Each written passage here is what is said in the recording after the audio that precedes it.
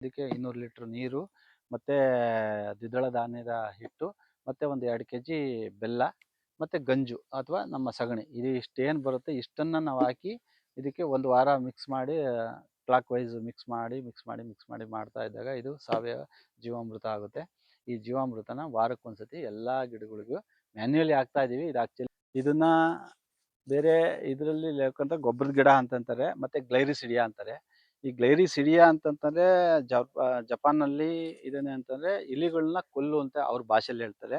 ಇದು ನೋಡಿ, ಇದು ಇಷ್ಟು ಸೊಪ್ಪು ಏನು ಕಾಣ್ತಾ ಇದೀವಿ, ಇಷ್ಟು ಒಂದು ಮೂಟೆ DAP ಸಮ ಆಗಿರುತ್ತೆ. ಅಷ್ಟು ಪ್ರೋಟೀನ್ ಯುಕ್ತ ನೀವು DAP ಹೊರಗಡೆಯಿಂದ ತಂದು ಹಾಕಿದ್ರೆ, ಈಗ ನಮ್ಮ ತೋಟದ ಕಾಂಪೌಂಡಲ್ಲಿ ಮತ್ತು ಸೆಂಟ್ರಲ್ಲಿ ಎಲ್ಲೆಲ್ಲಿ ಗ್ಯಾಪ ಇದೆ ಅದು ಮಾಡ್ತೀವಿ. ವರ್ಷಕ್ಕೆ 2 ಸತಿ ಇದನ್ನು ಕಟ್ ಮಾಡೋದು. ಅದನ್ನೇ ಕಟ್ ಮಾಡಿ ನಾವು ಬೇಕಾದ್ರೆ ಕಾಂಪೋಸ್ಟ್ಗೆ ಹಾಕೋಬೋದು, ಇಲ್ಲ ಇದನ್ನೇ ಕಟ್ ಮಾಡಿಬಿಟ್ಟು ನಾವು ಜಸ್ಟ್ ಬಡ್ಡಿಗಳಿಗೆ ಹಾಕಿದ್ರೆ ಆಯಿತು. ನ್ಯಾಚುರಲ್ ಆಗಿ ಆಗಿರ್ತಕ್ಕಂಥ ಗೊಬ್ಬರ ಆಗಿರ್ತಕ್ಕಂಥ ಬೋರ್ವೆಲ್ ಇದು. ಈ ಫೇಲ್ ಆಗಿ ನೀರು ಕಾಣಿಸ್ತಾ ಇತ್ತಲ್ಲರ, ಹಾಂ, ಇದು ಫೇಲ್ ಆಗಿತ್ತು. ಇದು 700 ಅಡಿ ಹೋಲ್, ಇದು 700 ಅಡಿ ಫೇಲ್ ಆಗಿತ್ತು. ನಾವು ಇಲ್ಲಿ ಪಕ್ಕದಲ್ಲೇ ಇಲ್ಲಿಗೆ ಏನು ಮಾಡ್ತೀವಿ, ಮಳೆಗಾಲದಲ್ಲಿ ನೀರು ನಿಲ್ಲಿಸ್ತೀವಿ. ಇಲ್ಲಿ ಮಳೆಗಾಲದಲ್ಲಿ ಯಾವಾಗ ನಾವು ನೀರು ನಿಲ್ಲಿಸೋಕೆ ಶುರು ಮಾಡಿದೋ, ಇದು ಫುಲ್ ಇನ್ನೂ ತಗ್ಗಿತ್ತು, ಇನ್ನು ಸ್ವಲ್ಪ ಈಗ ಮಟ್ಟ ಮಾಡಿ ಸ್ವಲ್ಪ ಇದು ಮಾಡಿದ್ದೀವಿ. ಆವಾಗ ಏನಾಯಿತು, ಇದು ನೀರು ಯಾವಾಗ ಇಲ್ಲಿ ನಿಂತ್ಕೊಳ್ಳೋಕೆ ಶುರುವಾಯಿತು ಮತ್ತು ನಾವು ಗಿಡ ಮರಗಳು ಎಲ್ಲ ಬೆಳೆಯೋಕ್ಕೆ ಶುರು ಮಾಡಿದಾಗ ಇದು ಆಟೋಮೆಟಿಕ್ಕಾಗಿ ಬೋರ್ವೆಲ್ಲು ರೀಚಾರ್ಜ್ ಆಗಿ ಆಟೋಮೆಟಿಕ್ಕಾಗಿ ನ್ಯಾಚುರಲ್ ಆಗಿ ರೀಚಾರ್ಜ್ ಆಗಿದೆ. ಈಗ ನಾವೇನು ಮೇಲೆ ಬಂದಿದೆ. ಈಗ ಇದಕ್ಕೆ ಸಿಂಗಲ್ ಫೇಸ್ ಒಂದು ಬಿಟ್ಕೊಂಡ್ರೆ ನಮಗೆ ಪೂರ್ತಿ ನಮ್ಮ ತೋಟ ಯಾವಾಗಲೂ ನೀರನ್ನ ನಾವು ಹೊಡ್ಕೋಬೋದು. ಅಲ್ಲಿ ಅರ್ಧ ಗಂಟೆ ಒಳಗೆ 1 ಎಕರೆ ಆಗಿತ್ತು. ಅದರಲ್ಲಿ ಇಷ್ಟು ಇದರಲ್ಲಿ ಮೇಲ್ಗಡೆಯಿಂದ ಜೆಟ್ ಇದ್ರ ಮಾಡೋದ್ರಿಂದ ವೆಂಕಟೇಶ್ ಅವ್ರದ್ದು ನೀವು ಯೂಟ್ಯೂಬಲ್ಲಿ ಇದೆ, ಬೇಕಾದ್ರೆ ಡೀಟೇಲ್ಸ್ ನೋಡಿ. ಅದು ಹೊರಗಡೆ ಏನಾದರೂ ಓಕೆ ಸ್ಟಾರ್ಟ್ ಮಾಡಿ. ಇದು ಇದು ಶ್ವೇತ ಕಪಿಲ ಅಂತ ಹೇಳ್ಬಿಟ್ಟು, ಶ್ವೇತ ಅಂತಂತಂದ್ರೆ ನಾವು ಬ್ರಹ್ಮಚಾರಿಣಿ ಅಂತ ಇವಳಿಗೆ ಹೆಸರಿಟ್ಟಿದ್ದೀವಿ. ಇವಳು ಶ್ವೇತ ಕಪಿಲ ಅಂದರೆ ಇದ್ರದ್ದು ಹಸ್ರು ಅಷ್ಟೇ, ಭಾಳ ಹಸ್ರು. ಇದ್ರದ್ದು ಮೊಸರೆ ಹೇಗಿರುತ್ತೆ ಅಂದರೆ ನೀವು ಚಾಕುನಲ್ಲಿ ಹಾಕಿ ಕುಯ್ಬೇಕು, ಅಷ್ಟು ಗಟ್ಟಿ ಇರುತ್ತೆ. ಹಾಲು ಅಷ್ಟೇ ಇದು ಆಗಿರ್ತಕ್ಕಂಥದ್ದು. ನೋಡಿ, 1-1.5 ಲೀಟ್ರ್ ಹಾಲನ್ನ ಕೊಡುತ್ತೆ. ಯಾವ ಬೇಕಾದ್ರೂ ಕರಿಬೋದು. ತುಂಬ ಸಾಧು ಸ್ವಭಾವದ ಅಂತಂದ್ರೆ. ಇದ್ರ ಮಗಳು ಬಂದು ಮೊನ್ನೆ ಅವಳು ಹುಟ್ಟಿದ್ದು, ಈಗ ಇನ್ನೂ ಒಂದು 10-15 ದಿವಸ ಆಗಿದೆ ಇವತ್ತು ಹುಟ್ಟಿ. ಅವಳು ಕಾಳಿ ಅಂತ ಹೆಸರಿಟ್ಟಿದ್ದೀವಿ. ಇದು ತುಂಬ ಸಾಧು, ಮತ್ತು ಹಾಲು ಅಷ್ಟೇ ಉತ್ಕೃಷ್ಟವಾಗಿರ್ತಕ್ಕಂಥದ್ದು. ಇದ್ರ ಗಂಜು ಅಷ್ಟೇ, ಇದ್ರ ಗಂಜು ಕೂಡ ಅರ್ಕ ಮಾಡ್ತೀವಿ. ಅರ್ಕ ಮಾಡಿದಾಗಲೂ ತುಂಬ ಕ್ವಾಲಿಟಿಯಾಗಿ ಮತ್ತು ಕ್ಯಾನ್ಸರ್ಗೆ ಇದಾಗಿರ್ತಕ್ಕಂಥ ಇದು ಕೊಡುತ್ತೆ. ಶ್ವೇತ ಕಪಿಲ ಇದು ಶ್ವೇತ ಕಪಿಲ. ಇದು ಶ್ವೇತ ಅಂತಂದರೆ ಬಿಳಿ. ಇದಕ್ಕೆ ಇವಳು ಅವತ್ತು ನವರಾತ್ರಿ ದಿವಸ ಬಂದಿದ್ದರಿಂದ ಇದಕ್ಕೆ ಇವಳಿಗೆ ಬ್ರಹ್ಮಚಾರಿಣಿ ಅಂತ ಇಟ್ಟಿದ್ದೀವಿ. ಇದು ಬಂದು ನಿಮಗೆ ಹಳ್ಳಿಕಾರು. ಇದು ಇಲ್ಲೇ ಲೇಟೆಸ್ಟ್ ಆಗಿ ನಾವು ಒಂದು ದೇವಸ್ಥಾನಕ್ಕೆ ಬಸವ ಬೇಕಾಗಿತ್ತು ಅಂತ ಹೇಳ್ಬಿಟ್ಟು ಒಂದು ಹಸು ತರ್ಲಿಕ್ಕೆ ಹೋದೋ. ಸಿಕ್ಕಾಪಟ್ಟೆ ರೇಟು ಇದೆಲ್ಲ ಇದಾಗ್ತಿದ್ದರಿಂದ ನಾವೇನು ಮಾಡಿದೆ, ಇದನ್ನು ವಿಚಾರ ಮಾಡಿಕೊಂಡು ಒಂದು ಹಸುನೇ ತರಬೇಕು ಅಂತ ಹೇಳ್ಬಿಟ್ಟು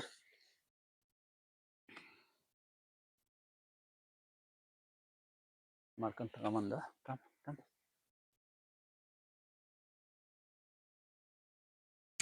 ಇದು ಅಷ್ಟೇ, ಇದು ತುಂಬ ಸಾಧು ಹಳ್ಳಿಕಾರು. ಈಗ ಇದ್ರ ಮಗ ಬಂದು ಅಗಸ್ತ್ಯ ಒಳಗಡೆ ಇದ್ದಾನೆ. ಇದು ಹಳ್ಳಿಕಾರು. ಇದು ಒಂದು ಬೆಲೆ ಬಂದು 65,000 ರೂಪಾಯಿ ಕೊಟ್ಟು ತಗೊಂಬಂದಿದ್ದು. ಆದರೆ ನಮಗೆ ಇದಕ್ಕೆ ನಾವು ಬೆಲೆ ಕಟ್ಟಲಿಕ್ಕೆ ಆಗಲ್ಲ, ಅವ್ರಿಗೆ ನಾವು ಇದು ಮಾಡೋಕ್ಕಲ್ಲ ಇವತ್ತಿನ ಮಾರ್ಕೆಟು. ಬಟ್ ಹಳ್ಳಿಕಾರಿಗೆ ತುಂಬ ಬೆಲೆ ಇದೆ. ಬಟ್ ರೈತ ಅದನ್ನು ಅಡ್ಜಸ್ಟ್ ನಮ್ಮ ಇದು ಅವರು ಅರ್ಥ ಮಾಡ್ಕೋಬೇಕಷ್ಟೆ. ಒಂದು 2 ಹಳ್ಳಿಕಾರು, ಒಂದು 10-20 ಮಲ್ನಾಡ್ ಗಿಡ್ಡ, ಇಷ್ಟನ್ನು ಕಟ್ಕೊಂಡಾಗ ಅವನು ಆರಾಮಾಗಿ ಬೆಳಗ್ಗೆ 2 ಅವರು ಸಂಜೆ 2 ಅವರು ಕೆಲಸ ಮಾಡಿದರೆ ಅವನು ಎಲ್ಲೂ ಹೋಗ್ಬೇಕಾಗಿಲ್ಲ, ಯಾವುದೇ ಇದೆಲ್ಲ. ಅವನೇ 5-10 ಜನಕ್ಕೆ ಅವನು ಇದನ್ನು ಕೊಡ್ತಾನೆ. ಯಾವುದು ಅಷ್ಟನ್ನು ಕೆಲಸಗಳನ್ನ ಕೊಡುವಂಥ ಶಕ್ತಿ ಇರುತ್ತೆ ಅವನಿಗೆ.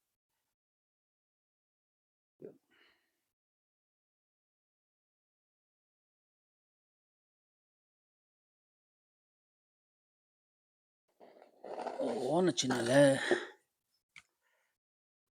ಅದೇ ಇದ್ರದ್ದು ಸ್ವರ್ಣ ಕಪಿಲ ಅದು ಇದು ಶಿವ ಅಂತ ಹೇಳ್ಬಿಟ್ಟು. ಸ್ವರ್ಣ ಕಪಿಲ ಮಗ ಸ್ವರ್ಣ ಕಪಿಲ ಅವನ ಮಗ. 1-1.5 ತಿಂಗಳಾಗಿದೆ.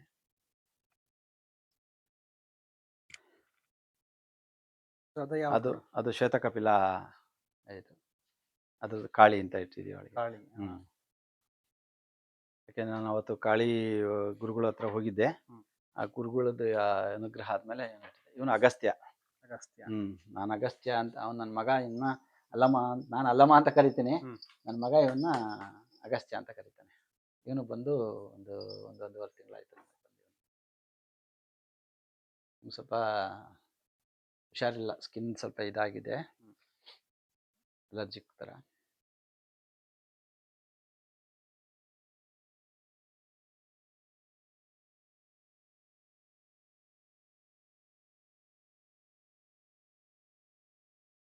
ಬೇರೆ ಇನ್ನೇನು ಮಾಡ್ತೀರಾ ಸರ್? ಬೇರೆ ಇನ್ನೇನು ಮಾಮೂಲಿ ನಮಗೆ ಪ್ರತಿ ಸೋಮವಾರ ಕನ್ಸಲ್ಟೆನ್ಸಿ ಬರ್ತಾರೆ ಡಾಕ್ಟ್ರು, ಅದು ಎಲ್ಲ ಹಾಸ್ಪಿಟ್ಲಲ್ಲಿ ಆಗಿರ್ತಕ್ಕಂಥ ಕಾಯಿಲೆಗಳು ಕೆಲವರೆಲ್ಲ ಬರ್ತಾರೆ.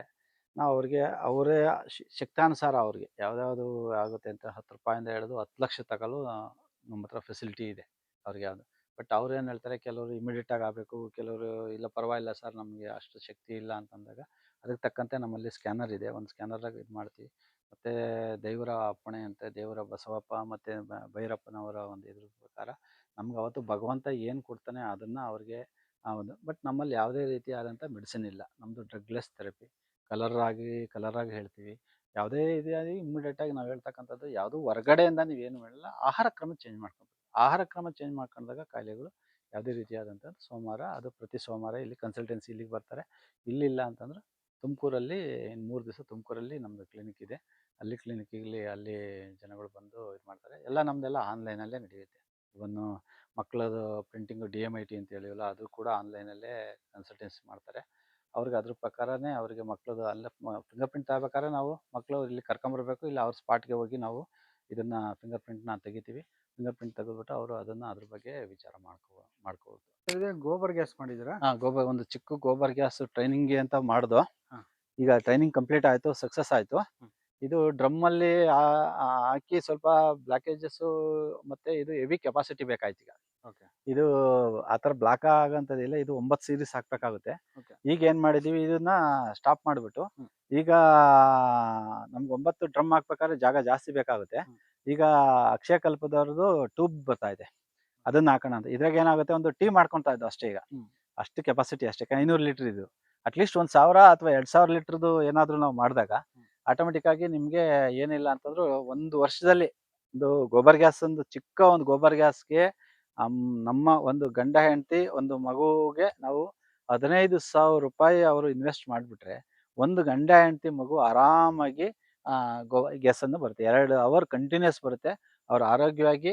ಆಮೇಲೆ ಇನ್ನೊಂದು ಏನಾಗ್ತಾ ನಮ್ಮ ಆ ಗ್ಯಾಸಲ್ಲಿ ಏನಾಗ್ತಾ ಕೈ ಎಲ್ಲ ಆರ್ಥ್ರೈಟಿಸ್ ಥರ ಬರ್ತಾ ಕೈ ಆಡ್ಸೋಕ್ಕಾಗ್ತಾ ಇಲ್ಲ, ಮೂಳೆಗಳು ಇದೆಲ್ಲ ಆಯಿಲ್ಗಳು ಸೌದೋಗಿರುತ್ತೆ ಅಂತೇಳಿ. ಈ ಗೋಬರ್ ಗ್ಯಾಸಲ್ಲಿ ನಾವು ಮಾಡಿದಾಗ ಆಟೋಮೆಟಿಕ್ಕಾಗಿ ನಮಗೆ ಯಾವುದೇ ರೀತಿಯಾದಂಥ ಕಾಯಿಲೆಗಳು ಬರಲ್ಲ. ಮತ್ತು ಇದ್ರ ಗೊಬ್ಬರ ಏನು ಬರುತ್ತೆ ಉತ್ಕೃಷ್ಟವಾಗಿ ಬರುತ್ತಲ್ಲ, ಅದನ್ನು ನೀವು ಕಾಂಪೋಸ್ಟಿಂಗಾಗಿ ಮಾಡಿಕೊಂಡು ಮತ್ತು ಎರೆಹುಳು ಬಿಟ್ಟಾಗ ಇನ್ನೂ ಅಪ್ಗ್ರೇಡ್ ಆಗುತ್ತೆ ಆ ಗೊಬ್ಬರ. ಅದನ್ನು ನೀವು ಬೇಕಾದ್ರೆ ಪ್ಯಾಕೇಜ್ ಆಗಿ 30 ರೂಪಾಯಿ ತಕಲು ಹೋಗ್ತಾ ಇದೆ ಆ ಗೊಬ್ಬರ. ಎರೆಗೊಬ್ಬರ ಮಾಡಿದಾಗ ಇದ್ರ ಗೊಬ್ಬರನೇ ತಗೊಂಡಾಗ ಲಾಸ್ಟಿಗೆ ಬಿಟ್ಟಾಗ ನೀವು ನೋಡ್ತಾ ಇರ್ಬೋದು. ಬೇಕಾದ್ರೆ ಅಲ್ಲಿ ಎರೆಹುಳು ಕಂಪೋಸ್ಟ್ ಮಾಡೋಕ್ಕೆ ನಾವು ಬ್ಯಾಗ್ಗಳು ಕೂಡ ಮಾಡಿದ್ದೀವಿ. ಮತ್ತು ಇದು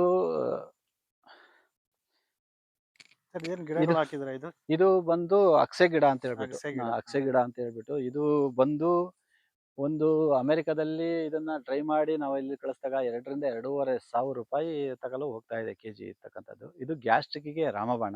ನಾವು ಯಾವುದೇ ರೀತಿ ಹೊರಗಡೆ ಕೊಡ್ತಾ ಇಲ್ಲ, ನಮ್ಮ ಕರುಗಳು ಮತ್ತೆ ನಮ್ಮ ಹಸುಗಳಿಗೆ ಇದನ್ನ ಬಳಸ್ತಾ. ಯಾವ ರೀತಿ ಬಳಸ್ಬೇಕು ಇದನ್ನ ಏನು ಡ್ರೈ ಮಾಡಿಬಿಟ್ಟು ಇದನ್ನ ಪೌಡ್ರ್ ಮಾಡ್ಕೊಂಡು ಬಳಸ್ಬೋದು. ಡ್ರೈ ಮಾಡಿಬಿಟ್ಟು ಪೌಡ್ರ್ ಮಾಡಿಬಿಟ್ಟು, ಅಂದರೆ ನೆಳ್ಳಲ್ಲೇ ಒಣಗಿಸ್ಬೇಕು ಇದನ್ನ.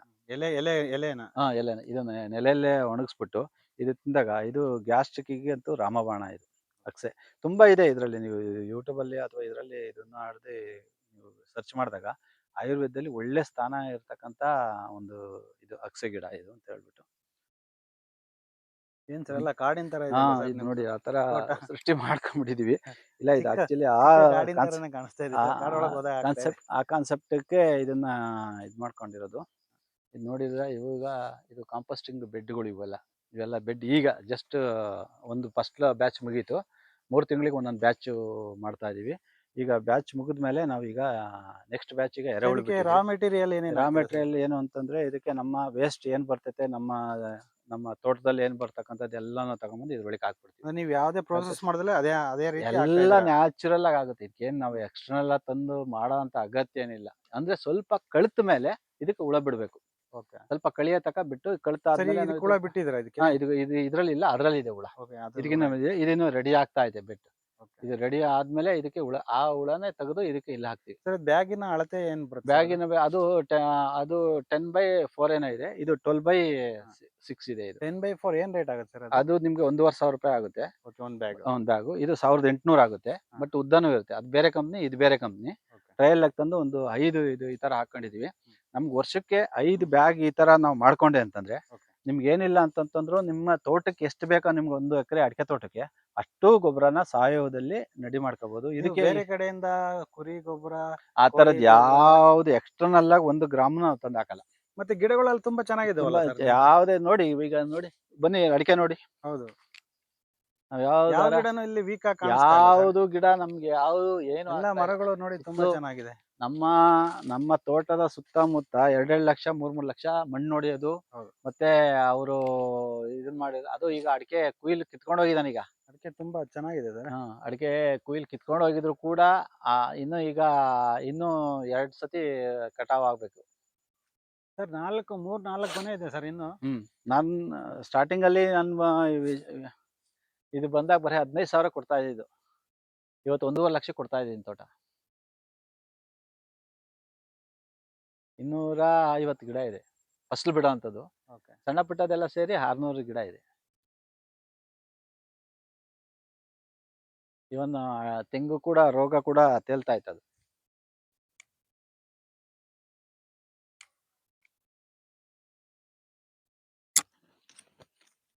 ತೋಟ ತುಂಬಾ ಚೆನ್ನಾಗಿದೆ ಸರ್ ನಿಮ್ದು. ಹೌದು ನಮ್ದು. ಆಮೇಲೆ ಯಾವ್ದೇ ಗೇಮೇ ಇಲ್ಲ, ಓಕೆ, ಉಳುಮೆ ಇಲ್ಲ. ಉಳುಮೆ ಇಲ್ಲ. ಏನಾರ Zero ಇವರು cultivation. ಯಾರೋ ಅಡಿಕೆ ಚೇಣಿಯವ್ರು ಏನೋ ಬಂದು ಕೇಳಿದಾಗ ಒಂದ್ಸತಿ ರೋಟ್ರಿ ಹಾಕಿಸ್ತೀವಿ, ಇಲ್ಲ ಅಂತಂದ್ರೆ ಬ್ರಷ್ ಕಟ್ರಲ್ಲಿ ಓಡಿಸ್ತೀವಿ. ಇನ್ನೊಂದು ಇಲ್ಲಿ ಬನ್ನಿ ಜೀವಾಮೃತ ಇದು. ಇದು ಒಂದು ನನ್ನ ಮಕ್ಕಳಿಗೆ ಇದು ನಾನು ಕೊಟ್ಟಿರ್ತಕ್ಕಂಥ ಒಂದು ಹೋಮ್ ವರ್ಕ್ ಏನು ಅಂತಂದ್ರೆ, ಪ್ರತಿ ವಾರ ಇದಕ್ಕೆ ನಾನು ತುಂಬಿಸಿ ರೆಡಿ ಮಾಡ್ತೀನಿ. ಅವ್ರು ಬಂದ್ಬಿಟ್ಟು ಮಗ ಇದು ಮಾಡಿದೆ ಏವಿಯೇಷನ್ ಇಂಜಿನಿಯರಿಂಗ್ ಮಾಡ್ಕೊಂಡಿದ್ದಾನೆ. ಅವ್ನು ಬಂದು ಈ ಡ್ರಮ್ಗಳನ್ನ 4 ಡ್ರಮ್ ಇಟ್ಟಿರ್ತೀನಿ. ಒಂದೊಂದು ಮುಡಿಗೆ ಒಂದೊಂದು ಡ್ರಮ್ ಇಟ್ಟಿರ್ತೀವಿ. ಆ ಡ್ರಮ್ನ ಶಿಫ್ಟ್ ಮಾಡೋದು ಮತ್ತೆ ಇದು ಮಾಡೋದು. ಇದಕ್ಕೆ 200 ಲೀಟ್ರ್ ನೀರು, ಮತ್ತೆ ದ್ವಿದಳ ಧಾನ್ಯದ ಹಿಟ್ಟು, ಮತ್ತೆ ಒಂದು 2 ಕೆಜಿ ಬೆಲ್ಲ, ಮತ್ತೆ ಗಂಜು ಅಥವಾ ನಮ್ಮ ಸಗಣಿ, ಇದು ಇಷ್ಟೇನು ಬರುತ್ತೆ ಇಷ್ಟನ್ನ ನಾವು ಹಾಕಿ ಇದಕ್ಕೆ ಒಂದು ವಾರ ಮಿಕ್ಸ್ ಮಾಡಿ ಕ್ಲಾಕ್ ವೈಸ್ ಮಿಕ್ಸ್ ಮಾಡಿ ಮಾಡ್ತಾ ಇದ್ದಾಗ ಇದು ಸಾವಯವ ಜೀವಾಮೃತ ಆಗುತ್ತೆ. ಈ ಜೀವಾಮೃತನ ವಾರಕ್ಕೊಂದ್ಸತಿ ಎಲ್ಲ ಗಿಡಗಳಿಗೂ ಮ್ಯಾನ್ಯುಯಲಿ ಹಾಕ್ತಾ ಇದೀವಿ. ಇದು ಆ್ಯಕ್ಚುಲಿ ಟೆಕ್ನಾಲಜಿ ವೈಸ್ ಫಿಲ್ಟರ್ ಹಾಕಿ ಅದೆಲ್ಲ ಮಾಡಿ ಡ್ರಿಪ್ಗಳಿಗೆ ಕೊಡ್ಬೋದು. ಬಟ್ ಈಗ ಸದ್ಯಕ್ಕೆ ನಾವು ಮ್ಯಾನ್ಯುಯಲಿನೇ ಇದನ್ನು ಅರ್ಧ ಬಕೆಟು ಒಂದೊಂದು ಮ್ಯಾನ್ಯುಯಲಿ ಗಿಡಗಳಿಗೆ ಹಾಕ್ತಾ ಇದೀವಿ. ಯಾಕೆಂದರೆ ನಮ್ಮದು ಸ್ವಲ್ಪ ಎಕ್ಸೈಸ್ ಆಗಬೇಕು. ತೀರಾ ಎಲ್ಲ ಮೆಕ್ಯಾನಿಕಲ್ ಆಗೇ ಹೋದಾಗ ಏನಾಗ್ತಾ ಐತೆ ಅಂತಂದರೆ ನಮಗೇನು ಕೆಲಸ ಬಾಡಿ ಕೊಡ್ತಾ ಇಲ್ಲ. ನಮ್ಮದು ತಿಂದಿರ್ತಕ್ಕಂಥ ಆಹಾರಕ್ಕೆ ಏನಾದರೂ ಸ್ವಲ್ಪ ಕೆಲಸ ಕೈ ಕಾಲು ಆಡೋ ಅಂಥದ್ದು ಏನಾದ್ರು ಇದ್ದಾಗ ನಾವು ಆರೋಗ್ಯ ಆಗಿರ್ತೀವಿ. ಪ್ರತಿಯೊಂದು ಎಲ್ಲ ಸ್ವಿಚ್ಚಿಂಗು ಬಟನ್ ಆಗಿ ಏನಾಗ್ತಾ ಐತೆ ನಮಗೆ ಕೂತ್ಕೊಂಡು ತಿನ್ನೋಕ್ಕೆ ಈಗ ತಿಂದಿರೋ ಅನ್ನ ಕರಗಕ್ಕೂ ನಾವು ಟ್ಯಾಬ್ಲೆಟ್ ತಗೊಳ್ಳೋ ಪರಿಸ್ಥಿತಿ ಬಂದ್ಬಿಡುತ್ತೆ. ಆ ಮಟ್ಟದಲ್ಲಿ ಇರೋದ್ರಿಂದ ಇದನ್ನು ಸ್ವಲ್ಪ ಸಣ್ಣ ಪುಟ್ಟದ ನಾವು ಕೈಲಿ ಮಾಡ್ತಾ ಇರೋದ್ರಿಂದ ಆರೋಗ್ಯನ ವೃದ್ಧಿ ಮಾಡ್ಕೊಳ್ಳೋಕ್ಕೂ ಒಂದು ಅನುಕೂಲ ಇದೆ. ಯಾಕೆಂದರೆ ಬೆಳಗ್ಗೆ ಎದ್ದು ರೈತನಿಗೆ ನೀನು ಯೋಗ ಮಾಡು ಅಂತಂದ್ರೆ ಅವ್ನು ಮಾಡಲ್ಲ. ಅವ್ನಿಗೆ ಇರ್ತಕ್ಕಂಥದ್ದು ಈ ಸಣ್ಣ ಪುಟ್ಟ ಯೋಗಗಳನ್ನೆಲ್ಲ ಮಾಡಿದ್ರೆ ಇದೇ ಯೋಗ ಆಗುತ್ತೆ ಅವನಿಗೆ ಅಷ್ಟೇ.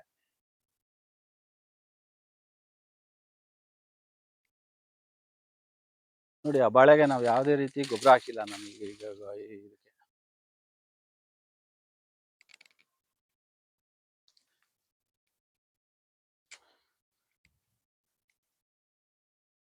ನೋಡಿ ಇದು ಇಂಪಾರ್ಟೆಂಟ್ ಇರ್ತಕ್ಕಂಥದ್ದು ಇದು ಗಿಡ ಇದು.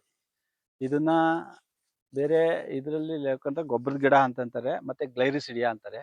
ಈ ಗ್ಲೈರಿಸಿಡಿಯಾ ಅಂತಂತಂದ್ರೆ ಜಪಾನ್ನಲ್ಲಿ ಇದನ್ನೇ ಅಂತಂದ್ರೆ ಇಲಿಗಳನ್ನ ಕೊಲ್ಲು ಅಂತ ಅವ್ರ ಭಾಷೆಯಲ್ಲಿ ಹೇಳ್ತಾರೆ. ಇದು ನೋಡಿ, ಇದು ಇಷ್ಟು ಸೊಪ್ಪು ಏನು ಕಾಣ್ತಾ ಇದೀವಿ, ಇಷ್ಟು ಒಂದು ಮೂಟೆ DAPಗೆ ಸಮ ಆಗಿರುತ್ತೆ. ಅಷ್ಟು ಪ್ರೋಟೀನ್ ಯುಕ್ತ ನೀವು DAP ಹೊರಗಡೆಯಿಂದ ತಂದು ಹಾಕಿದ್ರೆ. ಈಗ ನಮ್ಮ ತೋಟದ ಕಾಂಪೌಂಡಲ್ಲಿ ಮತ್ತು ಸೆಂಟ್ರಲ್ಲಿ ಎಲ್ಲೆಲ್ಲಿ ಗ್ಯಾಪ ಇದೆ ಅದು ಮಾಡ್ತೀವಿ. ವರ್ಷಕ್ಕೆ 2 ಸತಿ ಇದನ್ನ ಕಟ್ ಮಾಡೋದು. ಅದನ್ನೇ ಕಟ್ ಮಾಡಿ ನಾವು ಬೇಕಾದ್ರೆ ಕಾಂಪೋಸ್ಟ್‌ಗೆ ಹಾಕೋಬೋದು, ಇಲ್ಲ ಇದನ್ನೇ ಕಟ್ ಮಾಡಿಬಿಟ್ಟು ನಾವು ಜಸ್ಟ್ ಬಡ್ಡಿಗಳಿಗೆ ಹಾಕಿದ್ರೆ ಆಯಿತು. ನ್ಯಾಚುರಲ್ ಆಗಿ ಆಗಿರ್ತಕ್ಕಂಥ ಗೊಬ್ಬರ ಇದು. ರೈತನ ಒಂದು ಭಾಳ ಸಂಜೀವಿನಿ ಥರ ಇದು. ಅಷ್ಟು ನ್ಯಾಚುರಲ್ ಆಗಿ ನಮಗೆ ಇದನ್ನ ಗೊಬ್ಬರನ ಕೊಡುತ್ತೆ. ಇದ್ರ ಗ್ಲೈರಿಸಿಡಿಯಾ ಅಂತ ಗೊಬ್ಬರದ ಗಿಡ ಅಂತ. ಇದಕ್ಕೇನು ನಾವು ಎಕ್ಸ್ಟರ್ನಲ್ ಆಗಿ ಏನು ಹಾಕ್ಬೇಕಲ್ಲ, ಒಂದು ಕಡ್ಡಿ ಇಟ್ಟರು ಸಾಕು ಇದು ಬೆಳೆಯುತ್ತೆ. ಬೀಜನೂ ಸಿಗುತ್ತೆ. ಬಟ್ ಬೀಜದಲ್ಲಿ ಅಷ್ಟೊಂದು ಸಕ್ಸೆಸಿವ್ ರೇಟ್ ಆಗಿ ಬರೋದಿಲ್ಲ. ಕಡ್ಡಿ ಮಳೆಗಾಲದಾಗ ಕಡ್ಡಿ ಇಟ್ಬಿಟ್ರೆ ಸಾಕು, ನಮ್ಗೆ ಎಲ್ಲಿ ಬದಗಳಿದಾವೆ ಆ ಬದುಗಳಲ್ಲಿ ಒಂದೊಂದು ಕಡ್ಡಿ ನೆಟ್ಕೊಂಡು ಹೋದ್ರೆ ಸಾಕು, ಅದು ಆಟೋಮೆಟಿಕ್ ಆಗಿ ಬರುತ್ತೆ. ಒಂದು ವರ್ಷ ಅನ್ನೋದ್ರಲ್ಲಿ ನೋಡಿ, ಅಲ್ಲಿ ಇದರಲ್ಲಿ ಕಟ್ ಮಾಡಿ ನಮ್ಗೆ ಹೆಂಗ್ ಬರುತ್ತೆ, ವರ್ಷಕ್ಕೆ 2 ಸರಿ ಕಟಿಂಗ್ ಮಾಡ್ತೀವಿ. ಅದನ್ನ ಇದಕ್ಕೆ ಡೈರೆಕ್ಟ್ ಹಾಕ್ತಿವಿ, ಇಲ್ಲಾಂದ್ರೆ ನಮ್ಮ ಕಾಂಪೋಸ್ಟ್ ಪಿಟ್‌ಗೆ ಹಾಕ್ಬಿಟ್ರೆ ಆರಾಮಾಗಿ ಗೊಬ್ಬರ ಆಗುತ್ತೆ.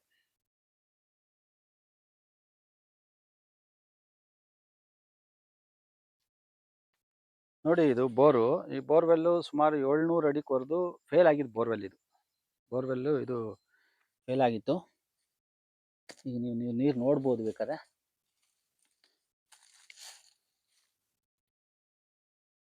ಸೌಂಡ್ ಕೇಳ್ತಾ ಆಯ್ತಾ? ಹಾ, ಸೌಂಡ್ ಕೇಳಿಸ್ತಾ ಇದೆ ಸರ್. ಮೈಕ್ ಹಿಡಿತೀನಿ.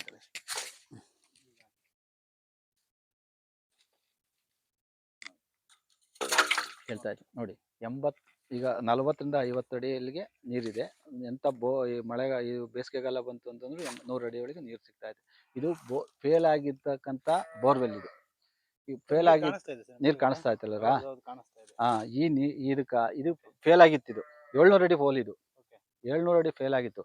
ನಾವು ಇಲ್ಲಿ ಪಕ್ಕದಲ್ಲೇ ಇಲ್ಲಿಗೆ ಏನು ಮಾಡ್ತೀವಿ, ಮಳೆಗಾಲದಲ್ಲಿ ನೀರು ನಿಲ್ಲಿಸ್ತೀವಿ. ಇಲ್ಲಿ ಮಳೆಗಾಲದಲ್ಲಿ ಯಾವಾಗ ನಾವು ನೀರು ನಿಲ್ಲಿಸೋಕೆ ಶುರು ಮಾಡ್ದೋ, ಇದು ಫುಲ್ ಇನ್ನೂ ತಗ್ಗಿತ್ತು. ಇನ್ನು ಸ್ವಲ್ಪ ಈಗ ಮಟ್ಟ ಮಾಡಿ ಸ್ವಲ್ಪ ಇದು ಮಾಡಿದ್ದೀವಿ. ಅವಾಗ ಏನಾಯಿತು, ಇದು ನೀರು ಯಾವಾಗ ಇಲ್ಲಿ ನಿಂತ್ಕೊಳಕ್ಕೆ ಶುರುವಾಯಿತು, ಮತ್ತು ನಾವು ಗಿಡ ಮರಗಳು ಎಲ್ಲ ಬೆಳೆಯೋಕ್ಕೆ ಶುರು ಮಾಡಿದಾಗ ಇದು ಆಟೋಮೆಟಿಕ್ಕಾಗಿ ಬೋರ್ವೆಲ್ಲು ರೀಚಾರ್ಜ್ ಆಗಿ ಆಟೋಮೆಟಿಕ್ಕಾಗಿ ನ್ಯಾಚುರಲ್ ಆಗಿ ರೀಚಾರ್ಜ್ ಆಗಿದೆ. ಈಗ ನಾವೇನು ಮೇಲೆ ಬಂದಿದೆ. ಈಗ ಇದಕ್ಕೆ ಸಿಂಗಲ್ ಫೇಸ್ ಒಂದು ಬಿಟ್ಕೊಂಡ್ರೆ ನಮಗೆ ಪೂರ್ತಿ ನಮ್ಮ ತೋಟ ಯಾವಾಗಲೂ ನೀರನ್ನ ನಾವು ಹೊಡ್ಕೋಬೋದು. ಬಟ್ ನಮ್ಮದು ಮ್ಯಾನೇಜ್ ಮಾಡ್ತೀವಿ. ವಾರಕ್ಕೆ ಎಷ್ಟೆಷ್ಟು ದಿವಸ ಕೊಡಬೇಕು, ಸೈಂಟಿಫಿಕ್ ಆಗಿ ಒಂದೊಂದು ಗಿಡಕ್ಕೆ ಏನೇನು ಕೊಡಬೇಕು, ತೆಂಗು ಗಿಡಕ್ಕೆ ಎಷ್ಟು ಕೊಡಬೇಕು, ಅಡಿಕೆ ಗಿಡಕ್ಕೆ ಕೊಡಬೇಕು ಅನ್ನೋದು ಒಂದು ಲೆಕ್ಕಾಚಾರ ಮಾಡ್ಕೊಂಡೆ ಅದಕ್ಕೆ ನೀರು ಆನ್ ಮಾಡ್ತೀವಿ. ನೀರನ್ನ ನೀವು ಪೋಲ್ ಮಾಡ್ತಾ ಇಲ್ಲ? ಇಲ್ಲ, ನೀರು ವಾಟರ್ದು ಪ್ರತಿಯೊಂದು ವಾಟರ್ ಮ್ಯಾನೇಜ್ಮೆಂಟ್. ಯಾಕೆಂದರೆ ಒಂದು ಯೂನಿಟ್ಟಿನ ಏನು ಇದಿದೆ, ಕರೆಂಟ್ ಉತ್ಪಾದನೆ ಇದೆ, ಅದು ಡಬಲ್ ಆಗುತ್ತೆ ನಾವು ಸೇವ್ ಮಾಡಿದಾಗ. ಉತ್ಪಾದನೆಗಿಂತ ನಾವು ಒಂದು ಯೂನಿಟ್ ಸೇವ್ ಮಾಡಿದರೆ ಡಬಲ್ ಆಗಿ ನಾವು ಸೇವ್ ಮಾಡ್ದಂಗೆ ಆಗುತ್ತೆ ಅನ್ನೋ ಒಂದು ಕಾನ್ಸೆಪ್ಟಲ್ಲಿ ಆದಷ್ಟು ಕರೆಂಟನ್ನು ಕಡಿಮೆ ಇದರಲ್ಲಿ ಇದು ಮಾಡಬೇಕು. ಇನ್ನೊಂದು, ನಾವು ಈಗ ಹೊಸದು ನಮ್ಮ ವೆಂಕಟೇಶ್ ಅವ್ರದ್ದು ಇದು ಬಂದಿದೆ ಮೇಗಡೆಯಿಂದ ನಮಗೆ ಇದೊಂದು ಈಗ ಸದ್ಯಕ್ಕೆ ಮಿಸ್ಟ್ ಇರಿಗೇಷನ್ ಅದು ಕೂಡ ಒಂದು ಹಾಕಿದ್ವಿ, ತೆಗ್ದಿಕ್ಕಿದ್ದೀವಿ. ಯಾಕೆಂತಂದರೆ ಒಂದು ಸ್ವಲ್ಪ ಇವರು ಅಡಿಕೆ ಕೀಳೋರು ಸ್ವಲ್ಪ ಇದು ಮಾಡಿದ್ರಿಂದ ಅದನ್ನು ತೆಗ್ದಿಕ್ಕಿದ್ದೀವಿ. ಅದು ಕೂಡ ಇನ್ಸ್ಟಾಲ್ ಮಾಡಿ ಈಗ ಅದ್ರ ಕೂಡ ಅದು ಭಾಳ ಒಂದು ಎಕರೆಗೆ ಏನಿಲ್ಲ ಅಂತಂದ್ರೂ ನೀವು ಅದರಲ್ಲಿ ಅರ್ಧ ಗಂಟೆ ಒಳಗೆ 1 ಎಕರೆ ಆಗುತ್ತೆ ಅದರಲ್ಲಿ. ಮಿಸ್ಟ್ ಇದರಲ್ಲಿ ಮೇಲ್ಗಡೆಯಿಂದ ಜೆಟ್ ಇದ್ರ ಮಾಡೋದ್ರಿಂದ. ವೆಂಕಟೇಶ್ ಅವ್ರದ್ದು ನೀವು ಯೂಟ್ಯೂಬಲ್ಲಿ ಇದೆ, ಬೇಕಾದ್ರೆ ಡೀಟೇಲ್ಸ್ ನೋಡಿ. ಅದು ಹೊರಗಡೆ ಏನಾದರೂ ಮಾಡಬೇಕು ಇನ್ಸ್ಟಾಲೇಷನ್ ಅಂತಂದ್ರೆ ನಾವೇ ಹೊರಗಡೆ ಹೋಗಿ ಬಾದಾಮಿ, ಐಹೊಳೆ, ಪಟ್ಟದಕಲ್ಲು, ಆ ಕಡೆ ಬಿಜಾಪುರ, ಮತ್ತು ಈ ಕಡೆ ಎಚ್ ಡಿ ಕೋಟೆ, ಮೈಸೂರು, ಆ ಕಡೆ ಭಾಗಕ್ಕೂ ಹೋಗಿ ನಾವೆಲ್ಲ ಫಿಕ್ಸ್ ಮಾಡಿ ಕೊಟ್ಬಿಟ್ಟು ಬರ್ತೀವಿ. ತಿಂಗಳ 1 ಸತಿ 2 ಸತಿ ಯಾರು ರೈತರಿಗೆ ಬೇಕು ಅಂತಂದರೆ ಸಪ್ಲೈ ಮಾಡ್ತೀವಿ.